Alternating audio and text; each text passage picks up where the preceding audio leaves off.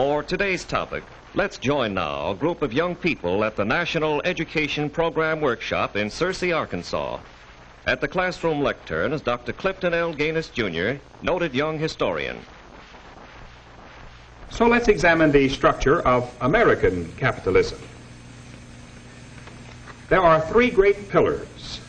The first and foremost of these is, who can tell us?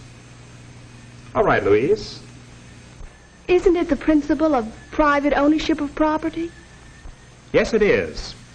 This principle of private ownership is undoubtedly the most fundamental element in the structure of American capitalism. Consider, for instance, home ownership, which is a bright American goal for most of our people.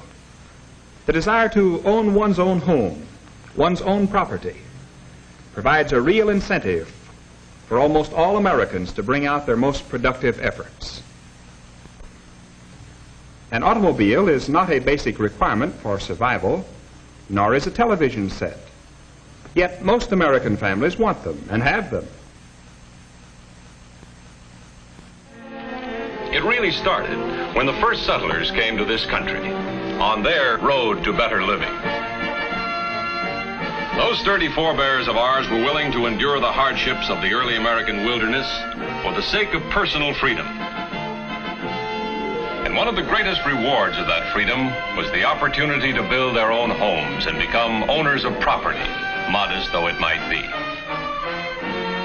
In the next 100 years, settlements grew and flourished, and the folks who worked hard and were thrifty could build better homes and better farms.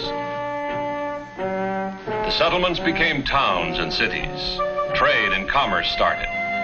Artisans and merchants expanded their shops and stores. The spirit of the free world had taken root in North America.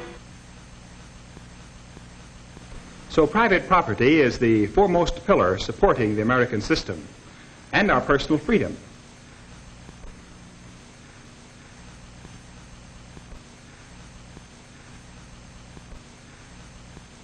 That brings us to the second great pillar. Who can tell us what it is? All right, Mary. The profit motive. Yes, indeed. This is the stimulus. Profit is truly the lifeblood of our progress, the accelerator of the rising living standard in America, which is the envy of all the world. Dr. Gaines, I once heard a clergyman say that the profit motive is not a good motive. Would a clergyman be able to fill his church if he told prospective members that there is no personal reward or profit in giving one's life to God?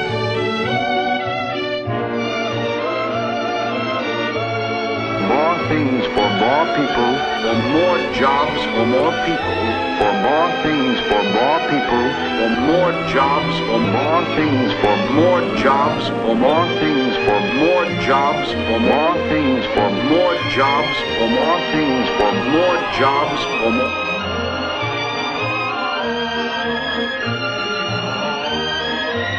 What I'm trying to say is that the profit motive is active in most human behavior.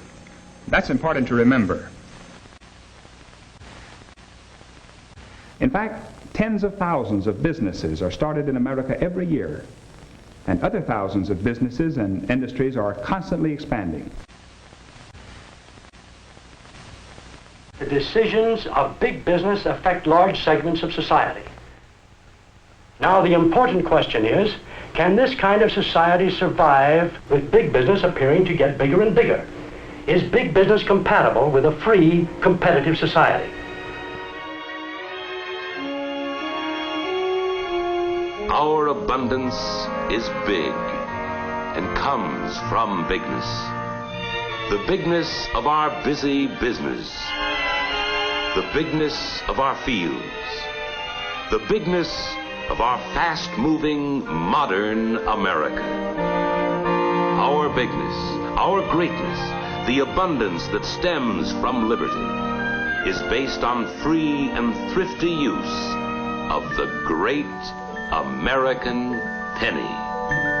We make more pennies than we used to. They are made more easily, and we do more buying with them. The penny the foundation of our wealth. Enough new pennies coming from our mints each month to supply copper for 3 new statues of liberty. Our liberty to buy whatever we each may choose.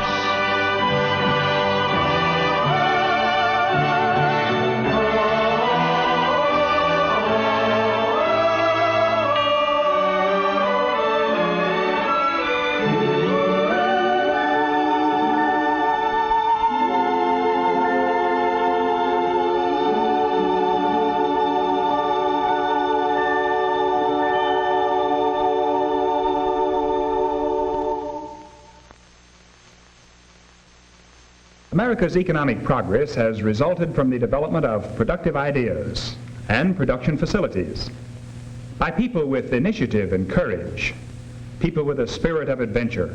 Many kinds of engineers are required for every phase of the collective process. Forward-looking men and women, eager in outlook, with vision, perspective, honest point of view, to see the challenge of our times. Men and women boldly imaginative, of character, of penetrating curiosity, and of barrier-breaking courage, to engineer the freedoms of American future.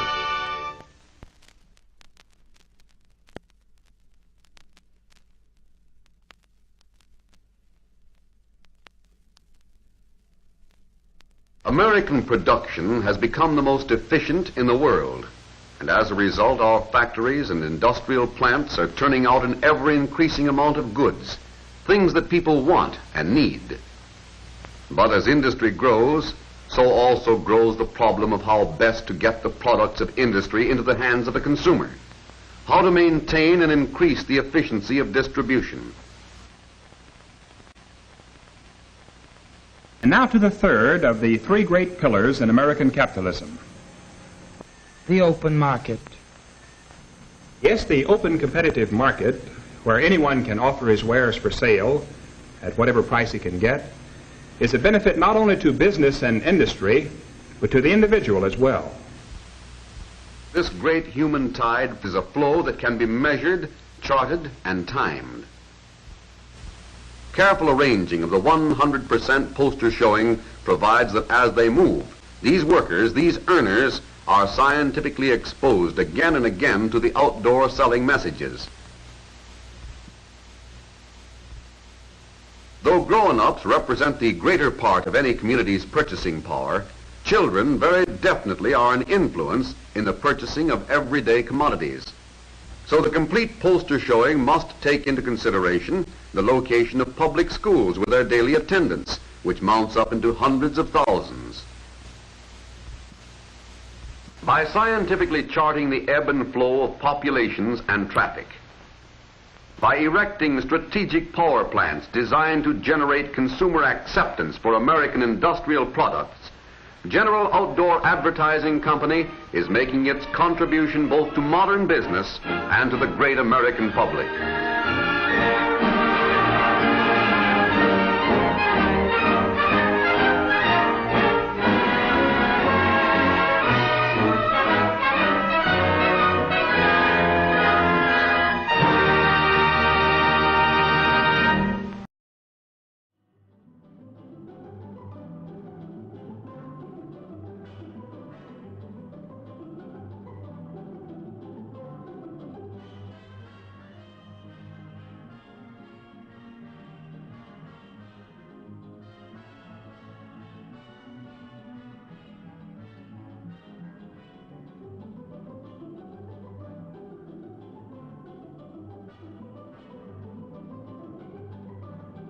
Next week, we shall examine communism. But for now, class dismissed.